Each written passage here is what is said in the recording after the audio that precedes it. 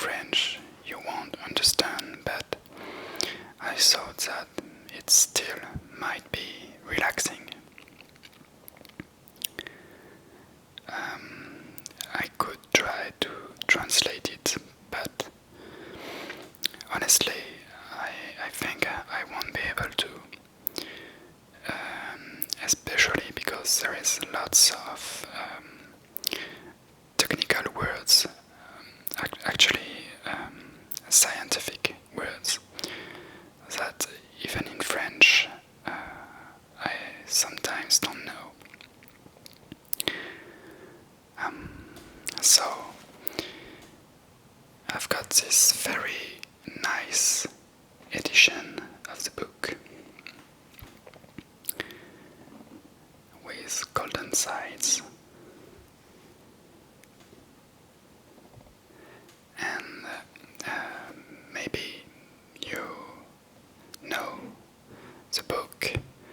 It's from Jules Verne, who is a famous French writer, and the name of the book is 20 000 lieues sous les mers, which means something about 20,000. It's not miles, but it's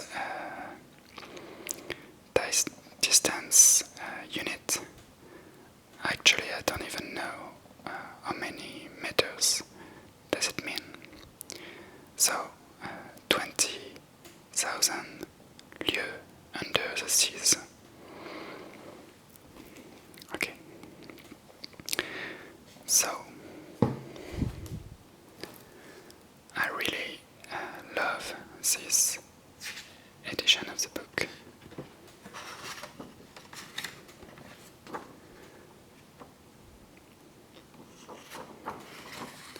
And there is some images inside.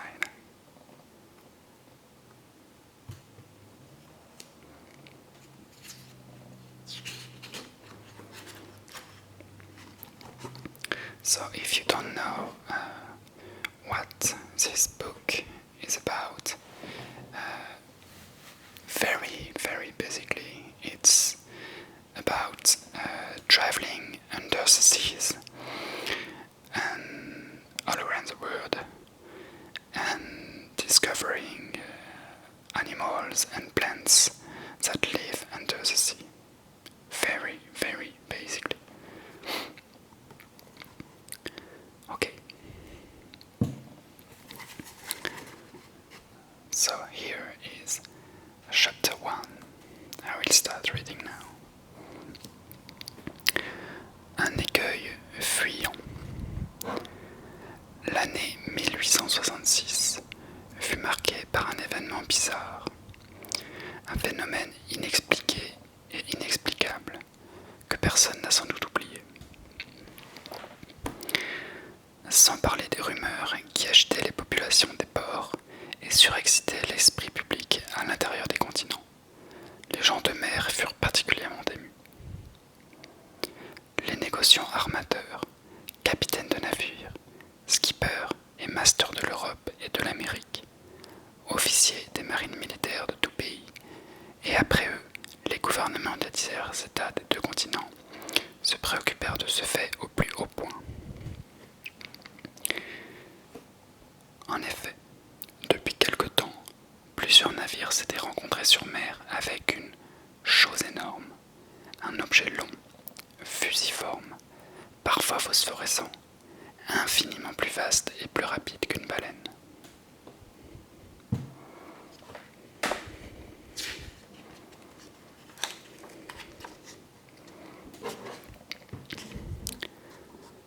Les faits relatifs à cette apparition, consignés aux divers livres de bord, s'accordaient assez exactement sur la structure de l'objet ou de l'être en question, la vitesse inouïe de ses mouvements, la puissance surprenante de sa locomotion, la vie particulière dont il semblait doué.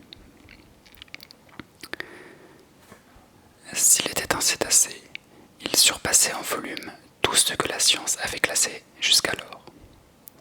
Ni Cuvier, ni Lacépède, ni Monsieur Duménil ou Monsieur de Quatrefages n'eussent admis l'existence d'un tel monstre, à moins de l'avoir vu, ce qui s'appelle vu de leurs propres yeux de savants.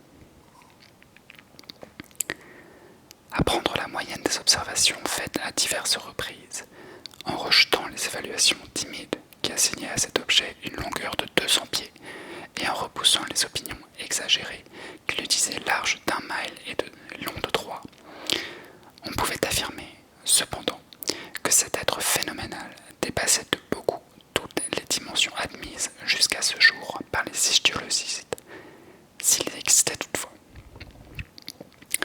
Or, il existait. Le fait en lui-même n'était plus niable, et, avec ce penchant qui pousse au merveilleux la cervelle humaine, on comprendra l'émotion produite dans le monde entier par cette surnaturelle apparition. Quant à la rejeter au rang des fables, il fallait y renoncer. En effet, le 20 juillet 1866, le steamer Governor Higginson de Calcutta and Burnach Steam Navigation Company avait rencontré cette masse mouvante à 5 miles dans l'est des côtes de l'Australie. Le capitaine Baker se crut, tout d'abord, en présence d'un écueil inconnu.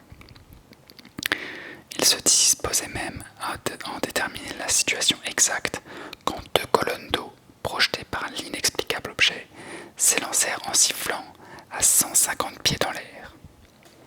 Donc, à moins que cet écueil ne fût soumis aux expansions intermittentes d'un geyser, le Governor Higginson avait affaire bel et bien à quelques mammifères aquatiques inconnus jusque-là, qui rejetaient par ces vents des colonnes d'eau mélangées d'air et de vapeur. Pareil fait fut également observé le 23 juillet de la même année, dans les mers du Pacifique par le Cristobal Colon de West India and Pacific Steam Navigation Company. Donc, ce cétacé extraordinaire pouvait se transporter d'un endroit à un autre, avec une vélocité surprenante, puisque, à 3 jours d'intervalle, le gouverneur Higginson et le Cristobal Colon l'avaient observé en 2 points de la carte, séparés par une distance de 700 lieues marines. 15 jours plus tard, à 2000 lieues de là, l'Helvetica de la Compagnie nationale et le Shannon du Royal Mail, marchant à contrebord entre cette portion de l'Atlantique qui est comprise entre les États-Unis et l'Europe, se signalèrent respectivement le monstre par 42,15 de latitude nord et 60,35 de longitude à l'ouest du méridien de Greenwich. Dans cette observation simultanée, on crut pouvoir évaluer la longueur minimum du mammifère à plus de 350 pieds anglais. Environ 106 mètres, le pied anglais n'est que de 30,40 cm. Puisque le Shannon et l'Helvetica étaient de dimension inférieure à lui, bien qu'ils mesurassent 100 mètres de l'étrave à l'étambot.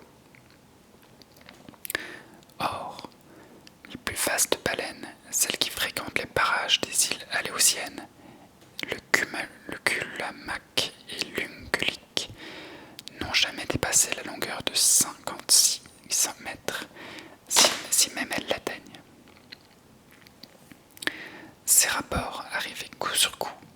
De nouvelles observations faites à bord du transatlantique le Pereire, un abordage entre l'Etna, de la ligne Inman et le monstre, un procès-verbal dressé par les officiers de la frégate française, la Normandie, un très sérieux relèvement obtenu par l'état-major du commodore Fitzjames à bord du Lord Clyde, émurent profondément l'opinion publique. Dans les pays d'humeur légère, on plaisanta le phénomène, mais les pays graves et pratiques, l'Angleterre, l'Amérique, l'Allemagne, s'en préoccupèrent vivement. Partout dans les grands centres, le monstre devint à la mode. On le chanta dans les cafés, on le bafoua dans les journaux, on le joua sur les théâtres. Les carnards eurent là une belle occasion de pondre des œufs de toutes couleurs. On virait apparaître dans les journaux, à court de copies, tous les êtres imaginaires et gigantesques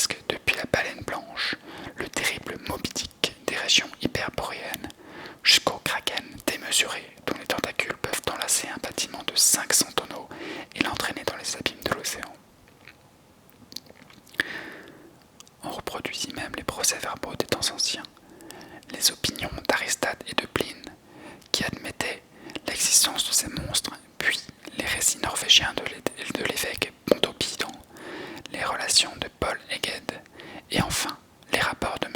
Harrington, dont la bonne foi ne peut être soupçonnée quand il affirme avoir vu, étant à bord du Castillan en 1857, cet énorme serpent qui n'avait jamais fréquenté jusqu'alors que les mers de l'ancien constitutionnel. Alors éclata l'interminable polémique des crédules et des incrédules dans les sociétés savantes et les journaux scientifiques. La question du monstre enflamma les esprits. Les journalistes qui font profession de science, en lutte avec ceux qui font profession d'esprit, versèrent des flots d'encre pendant cette mémorable campagne. Quelques-uns même 2 ou 3 gouttes de sang, car du serpent de mer, ils en vinrent aux personnalités les plus offensantes. 6 mois durant, la guerre se poursuivit avec des chances diverses. Aux articles de fond de l'Institut géographique du Brésil, de l'Académie royale des sciences de Berlin, de l'Association britannique, de l'Institution smithsonienne de Washington, aux discussions de The Indian Archipelago, du Cosmos de l'abbé Moignot, des Mittelungen de Petermann, aux chroniques scientifiques des plus grands journaux de la France et de l'étranger, la petite presse ripostait avec une verve intarissable. Ces spirituels écrivains parodiant un mot de Linné, cité par des adversaires du monstre, soutinrent en effet que la nature ne faisait pas de sot, et s'ils adjurèrent leurs contemporains de ne point donner un démenti à la nature, en admettant l'existence des kraken, des serpents de mer, des Moby Dick et autres élucubrations de marins en délire. Enfin, dans un article d'un journal satirique très redouté, le plus aimé de ses rédacteurs, brochant sur le tout, poussa au monstre, comme Hippolyte, lui, porta un dernier coup, et l'acheva au milieu d'un éclat de rire universel. L'esprit avait vaincu la science.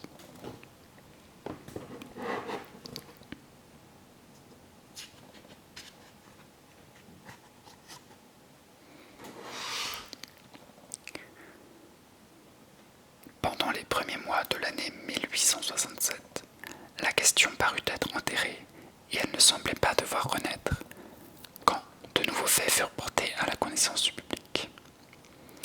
Il ne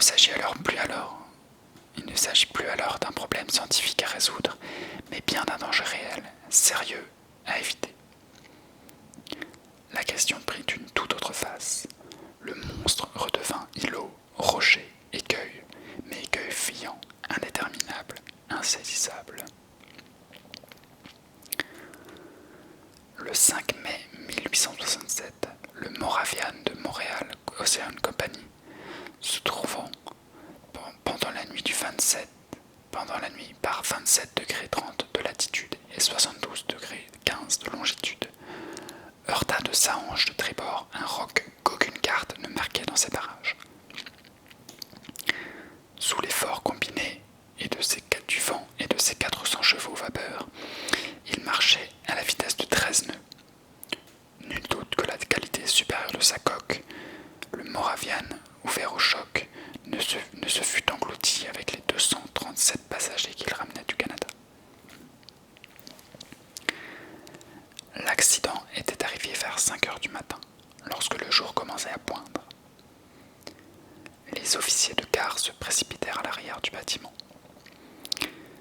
Ils examinèrent l'océan avec la plus scrupuleuse attention. Ils ne virent rien, si ce n'est un fort remous qui brisait à 300 encablures, comme si les nappes liquides eussent été violemment battues. Le relèvement du lieu fut exactement pris, et le Moravian continua sa route sans avarie apparente.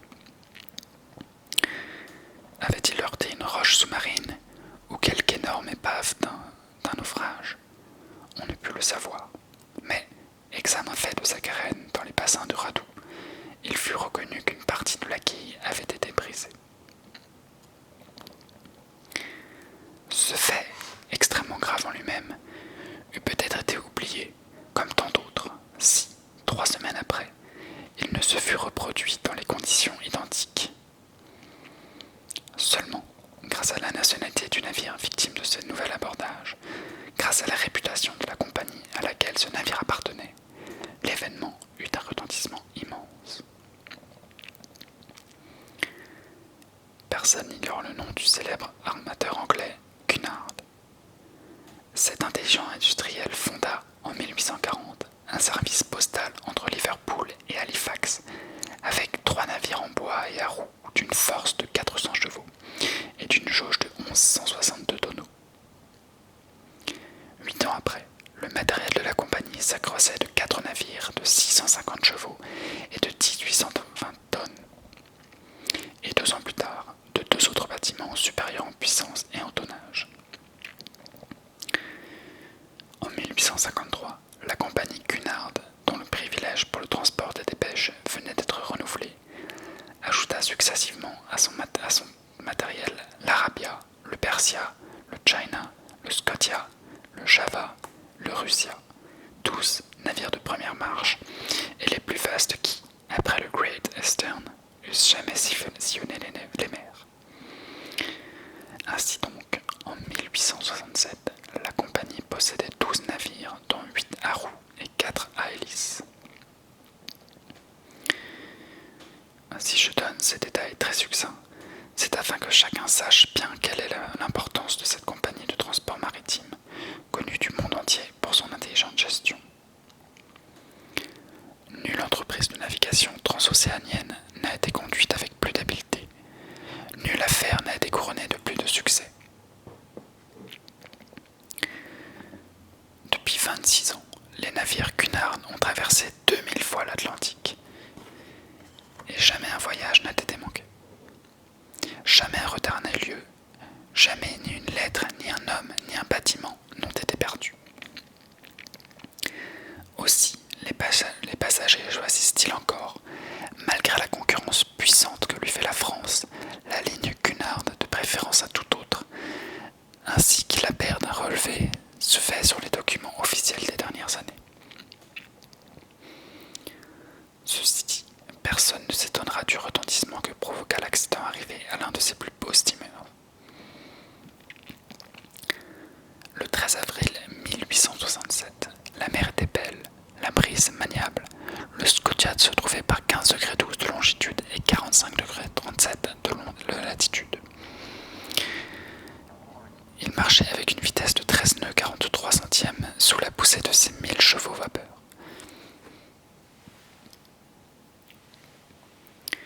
Ses roues battaient la mer avec une régularité parfaite. Son tirant d'eau était alors de 6 mètres 70 cm et son déplacement de 6624 mètres cubes. À 4h17 du soir, pendant le lunch des passagers réunis dans le grand salon, un choc, peu sensible, en somme, se produisit sur la coque du Scotia par sa hanche et un peu en arrière de la roue du bâbord. Le Scotia n'avait pas heurté, il avait été heurté, et plutôt par un instrument tranchant ou perforant que contondant. L'abordage avait semblé si léger que personne ne s'en fut inquiété à bord, sans le cri des caliers qui remontèrent sur le pont en s'écriant « Nous coulons, nous coulons ». Tout d'abord, les passagers furent très effrayés, mais le capitaine Anderson se hâta de les rassurer. En effet, le danger ne pouvait être imminent. Le Scotia, divisé en 7 compartiments par des cloisons étanches, devait braver impunément une voie d'eau. Le capitaine Anderson se rendit immédiatement dans la cale. Il reconnut que le 5e compartiment avait été envahi par la mer, et la rapidité de l'envahissement prouvait que la voie d'eau était considérable. Fort heureusement, ce compartiment ne renfermait pas les chaudières, car les feux se fussent subitement éteints. Le capitaine Anderson fit stopper immédiatement, et l'un des matelots plongea pour reconnaître l'avarie.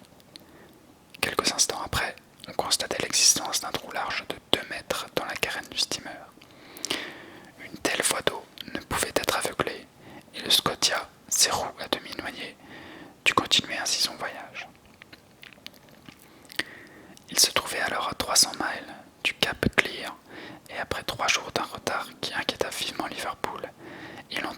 bassin de la compagnie.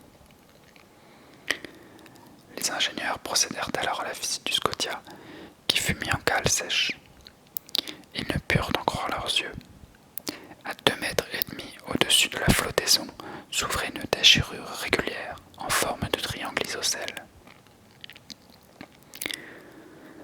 La cassure de la tôle était d'une netteté parfaite et elle n'eût pas été frappée plus sûrement à l'emporte-pièce. Il fallait donc que l'outil perforant qui l'avait produite fût d'une trempe peu commune et, après avoir été lancé avec une force prodigieuse, ayant ainsi percé une tôle de 4 centimètres, il avait dû se retirer de lui-même par un mouvement rétrograde et vraiment inexplicable. Tel était ce dernier fait, qui eut pour résultat de passionner à nouveau l'opinion publique. Depuis ce moment, en effet, les sinistres maritimes qui n'avaient pas de cause déterminée furent mis sur le compte du monstre. Ce fantastique animal endossa la responsabilité de tous ces naufrages, dont le nombre est malheureusement considérable. Car sur 3000 navires dont la perte est annuellement relevée au bureau Veritas, le chiffre des navires à vapeur ou à voile supposés perdus corps et biens par suite d'absence de nouvelles ne s'élève pas à moins de 200.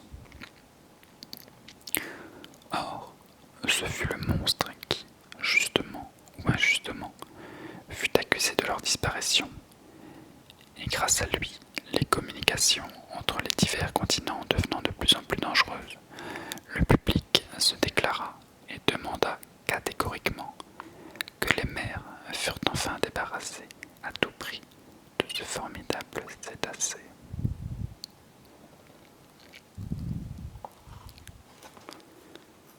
Okay. That was the first chapter of the book 20 milieux sous les mers. I hope it was relaxing, that my reading wasn't too loud or too fast. Whatever you feel like, please feel free to leave me a comment so I can try to improve next time. Anyway, I hope it was relaxing, that you are now more relaxed, and I wish you